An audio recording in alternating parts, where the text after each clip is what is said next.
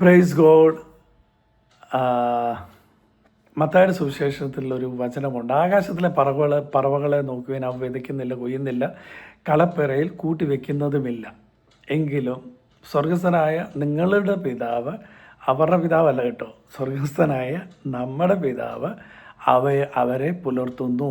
അവയേക്കാൾ നിങ്ങൾ ഏറ്റവും വിശേഷമേറിയതല്ലയോ? So we are most important to our God. നമ്മുടെ ദൈവത്തിന് നമ്മൾ വളരെ വിലപ്പെട്ടതാണ്. അതുകൊണ്ടാണ് പറഞ്ഞത്, അങ്ങനെ ഒരു കിളിക്ക് ആ ഒരു ആകുലതയില്ല, വിചാരപ്പെടുന്നില്ല. ഇപ്പോൾ ഞാൻ പറയട്ടെ, നാളെ വ്യാഴാഴ്ചയാണ് എന്നുള്ളൊരു ചിന്ത കിളിക്കുണ്ടോ? ഇല്ല. അത് നമുക്കുണ്ടാകും. വ്യാഴാഴ്ച, അയ്യോ ഇലക്ട്രിസിറ്റിയുടെ ഡേറ്റ് നാളെയാണെന്നാണ് തോന്നുന്നത്, ഗ്യാസ് ബുക്ക് ചെയ്തില്ല, നാളെ ഓഫീസിൽ ഈ ഒരു ടാർഗറ്റ് ഉണ്ട്, സ്കൂളിൽ ഇന്ന പരിപാടിയുണ്ട്, എന്തെല്ലാം കാര്യങ്ങളാണ് നമ്മുടെ തലയിൽ കൊണ്ട് പോകുന്നത് അല്ലേ?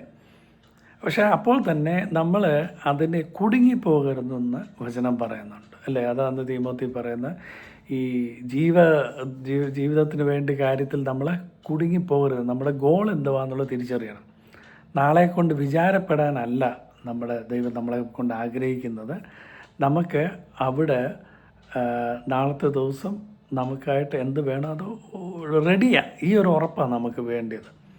ഓർത്തോണം, സങ്കീർത്തനത്തിലൊരു വചനമുണ്ട്, ഇത് യഹോവ ഉണ്ടാക്കിയ ദിവസം, ഈ ദിവസത്തിൽ ഞാൻ സന്തോഷിക്കും, ആനന്ദിക്കും അല്ലേ? അപ്പോൾ ഈ ദിവസം ഉണ്ടാക്കിയത് ആരാ? ദൈവമാണ്, നമ്മളല്ല. സന്തോഷിക്കുകയും ആനന്ദിക്കുകയും ചെയ്യേണ്ട ആരാ? നമ്മുടെ ഉത്തരവാദിത്വമാണ്. അപ്പോൾ ആ തിരിച്ചറിവ് ഉണ്ടാവണം നമുക്ക്. ഈ കിളിയേക്കാളൊട്ട് വളരെ മഹത്വമേറിയതാണ് ദൈവത്തിൻ്റെ മക്കൾ. God bless you.